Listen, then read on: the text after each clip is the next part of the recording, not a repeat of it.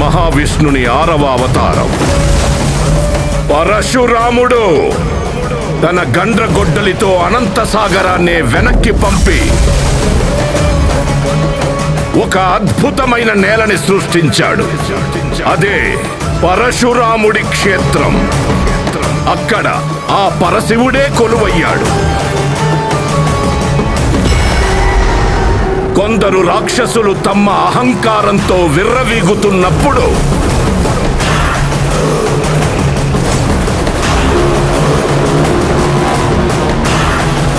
వాళ్ళ అంతు కోరి త్రినేత్రుడే కాలనేత్రుడై కరుణే చూపని ఓ బ్రహ్మ రాక్షసుడిని పంపాడు.